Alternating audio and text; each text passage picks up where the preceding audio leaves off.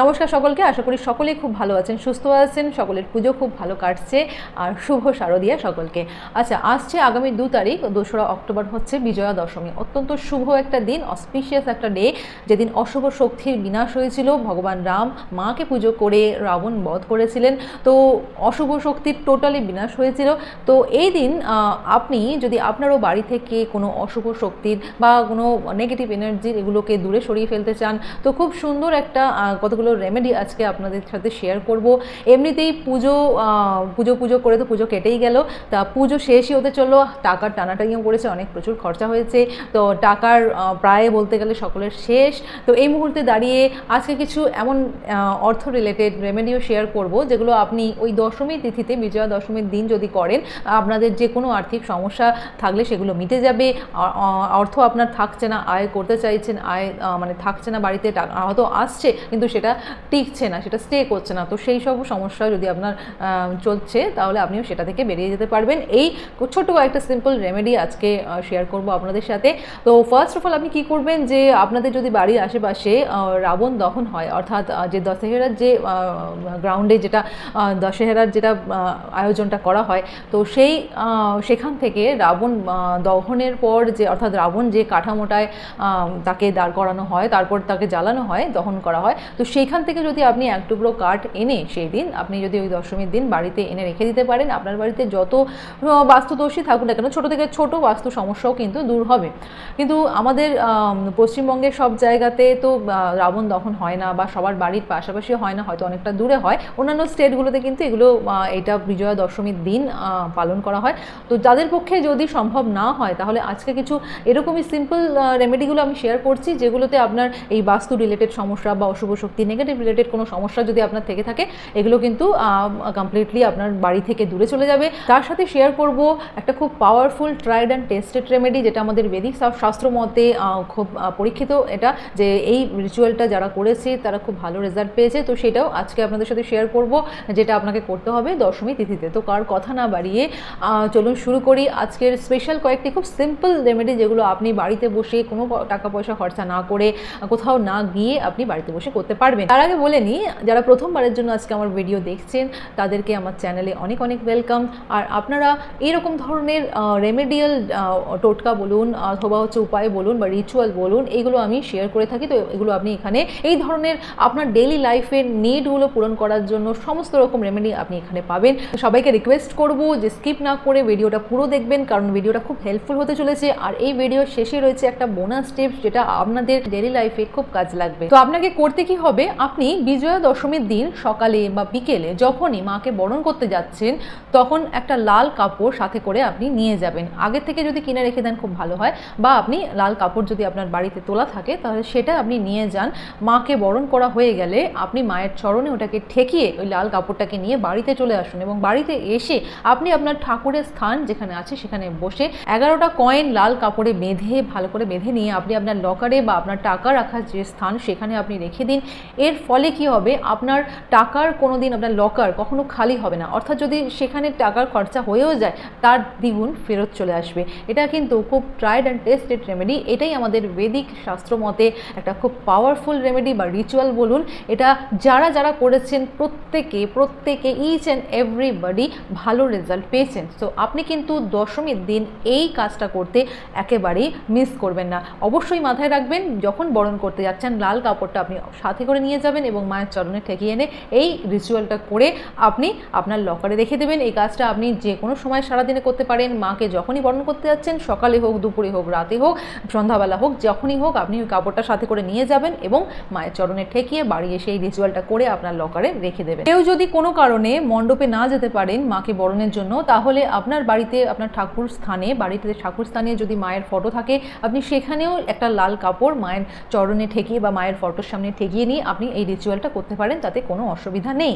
তো যাদের এবার হচ্ছে পিরিয়ডদের সমস্যা, যারা এর মধ্যে দিয়ে যাচ্ছেন, তারা যদি করতে চান, তাহলে তারা লাল কাপড়টাকে আপনি জাস্ট নিয়ে আপনি উত্তর দিকে ফেস করে বসবেন।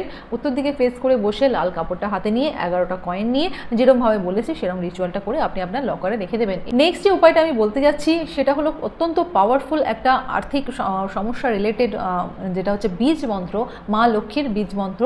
সেটা আপনি যদি দশমীর দিন সঠিক নিয়মে আপনি যদি পালন করে নেন, আপনার কিন্তু যাই সমস্যা থাকুক না কেন, হয়তো আপনার টাকা কারোর কাছে আটকে আছে, সেটা আপনি ফেরত পেতে চাইছেন, পাচ্ছেন না, অথবা আপনি ইনস্ট্যান্ট টাকা চাইছেন যে আপনার লাইফে ইনস্ট্যান্ট টাকা আসুক, তার ফলে আপনি কিছু একটা কাজ, আপনার বাড়ির কোনো কাজ আটকে আছে, বা আপনি কোথাও অ্যাডমিশন নিতে যাচ্ছেন সেটা আপনার আটকে আছে, অথবা আপনি কোনো ইন্টারভিউতে যাচ্ছেন সেটা ক্র্যাক করতে পারছেন না, অর্থাৎ টাকা কোনোভাবেই আর্ন করতে চাইছেন, সেখানে আপনার যখন বাধা আসছে, যে কোনো রকমেরই বাধা হোক না কেন, সেটা কিন্তু কেটে গিয়ে খুব স্মুথ হয়ে যায় আপনার লক্ষ্যে পৌঁছানোর রাস্তাটা। তো আপনি দশমীর দিন এই মা লক্ষ্মীর একটা বীজ মন্ত্র করবেন, সেটা হচ্ছে 108 বার আপনাকে করতে হবে, উত্তর দিকে ফেস করে, উত্তর দিকে মুখ করে আপনাকে মা লক্ষ্মীর এই বীজ মন্ত্রটা 108 বার চ্যান্ট করতে হবে। তো মন্ত্রটা হলো আপনার স্ক্রিনে শো করছে, কাইন্ডলি একটু ভালো করে দেখে নেবেন। ওম শ্রীং হ্রিং কমলে কমলালয়ে প্রসীদ প্রসীদ শ্রীং হ্রিং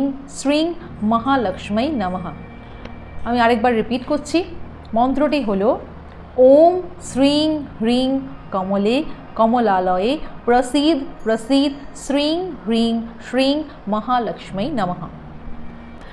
এই মন্ত্রটা আপনি সঠিক নিয়ম মেনে, সঠিক রিচুয়ালে যেভাবে বললাম সেইভাবে যদি আপনি পাঠ করেন, আপনার আর্থিক সমস্যা তো দূর হবেই, আপনার বাড়িতে সৌভাগ্য বৃদ্ধি হবে, সমৃদ্ধি লাভ হবে, আর আপনি বৈভব রক্ষা হবে, মা লক্ষ্মীর কৃপা আপনার উপর সর্বদা বজায় থাকবে, মা লক্ষ্মী স্বয়ং আশীর্বাদ করবেন আপনাকে। নেক্সট রেমেডিটা আমি শেয়ার করতে যাচ্ছি আপনাদের সাথে, সেটা হচ্ছে আপনার বাড়িতে যদি মনে হয় আপনার যে একটা অশুভ শক্তির নেগেটিভিটির মধ্যে আপনি আছেন, অথবা বাস্তু রিলেটেড দোষ আছে, কোনো বাস্তুবিদকে ডেকে আপনার পক্ষে মানে টাকা খরচা করে কিছু করানো সম্ভব নয়, আপনার বাড়িতে বাস্তু মতে সমস্ত জিনিস ঠিকঠাক নেই, আপনার হয়তো যেখানে বাথরুম থাকার কথা সেখানে বাথরুম নেই, যেখানে কিচেন থাকার কথা সেখানে কিচেন নেই, এই সমস্যার মধ্যে দিয়ে যদি আপনি যান, তাহলে এই বিজয়া দশমীর দিন আপনি কি করবেন, একটা চারমুখী প্রদীপ আনবেন, চারমুখীর প্রদীপ আপনি ঘি ঢালবেন, সেখানে ঘিয়ের প্রদীপ অর্থাৎ চারমুখী প্রদীপ, ঘিয়ের প্রদীপ জ্বালাবেন আপনার বাড়ির সদর দরজার ঠিক সামনে, আর সেটা করবেন আপনি সূর্যাস্তের পর, অর্থাৎ গোধূলি লগ্নে, অর্থাৎ সূর্য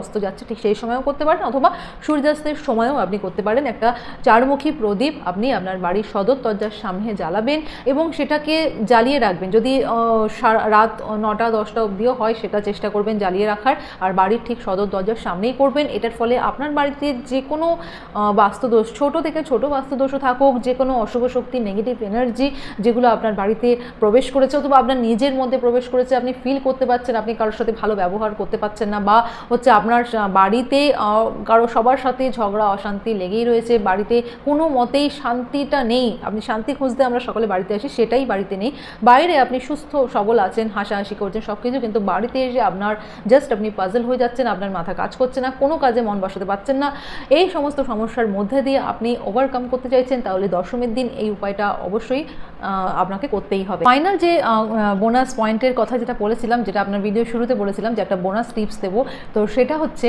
আপনি কি করবেন, যে দশমীর দিন আপনি যখন মন্দিরে যাচ্ছেন, অর্থাৎ বরণ করতে যাচ্ছেন, বা এমনি যদি আপনি মন্দিরে মায়ের মণ্ডপে যান, সেখানে গিয়ে আপনি একটা মায়ের ঘটের কাছ থেকে একটা পদ্ম ফুল নিয়ে আসবেন এবং পদ্ম ফুলটাকে নিয়ে আপনি বাড়িতে চলে আসবেন, এসে একটা হলুদ কাপড়ে মুড়ে সেটিকে আপনি আপনার বাড়ির সাউথ ইস্ট অর্থাৎ দক্ষিণ পূর্ব কোণে ঝুলিয়ে দেবেন। এই উপায়টা, এই ছোট্ট একটা উপায় আপনি ফলো করুন, আর ওই দশমীর দিনে আপনি ফলো করুন, একদম ম্যাজিকের মতো কাজ করে। আপনি রেজাল্ট উইদিন 1 উইক অথবা 1 মান্থের মধ্যে, যদি আপনার ইন্টেনশন ঠিক থাকে, আপনি যা চাইছেন তাই পুরো হবে। আপনাকে শুধু মনের মধ্যে ইচ্ছাটা রাখতে হবে আর মায়ের প্রতি ভক্তি রাখতে হবে, আপনার ইচ্ছা পুরো হবেই। এটা কিন্তু অত্যন্ত পাওয়ারফুল একটা উপায়, এটা আপনি দশমীর দিন অবশ্যই করবেন। মায়ের আশীর্বাদে সকলে আর মনস্কামনা সকলের যে যেরকম সমস্যার মধ্যে দিয়ে যাচ্ছেন প্রত্যেকেই মায়ের আশীর্বাদে ওভারকাম করতে পারবেন। তো আজকের ভিডিওটা এখানেই শেষ করছি। ভিডিওটা যদি ভালো লেগে থাকে তাহলে সকলের সাথে শেয়ার করুন, সকলকে ভালো রাখুন, সুস্থ রাখুন, কারণ শেয়ার করলে আপনার পূর্ণ লাভ হয়। কারণ আপনি যত শেয়ার করবেন মানুষের সুবিধা হবে, মানুষ হেল্প পাবে, তো তার আশীর্বাদটাও আপনার উপর এসে পড়বে। তো আপনি অবশ্যই শেয়ার করবেন বন্ধুদের সাথে। হয়তো আপনি এমন কাউকে শেয়ার করলেন যে খুঁজছিল এই কাজটা করার জন্য, তারও খুব দরকার, সেও এই রেমেডিটা করতে চাইছিল, কিন্তু বা হয়তো তারও খুব টাকার দরকার, তারও এরকম নেগেটিভিটির মধ্যে দিয়ে সে যাচ্ছে, তারও বাড়িতে সমস্যা আছে। তো হয়তো আপনি যদি আপনার একটা শেয়ার যদি তার ভাগ্য পরিবর্তন করতে পারে, তাহলে সেই পুণ্যটা তো আপনার আসবেই। আর আপনি যদি পুণ্য লাভ করতে পারেন, আপনি যদি তার আশীর্বাদ পেতে পারেন, তাহলে আপনার ইচ্ছা তো ডেফিনেটলি পুরো হবে। তাই অবশ্যই সকলের সাথে শেয়ার করবেন, সকলকে ভালো রাখবেন, সুস্থ রাখবেন, ভগবানের আশীর্বাদে সকলে ভালো থাকবেন। যেতে যেতে কমেন্টে হর হর মহাদেব লিখতে কিন্তু একদম ভুলবেন না। Thank you for watching this next video. Har Har Mahadev.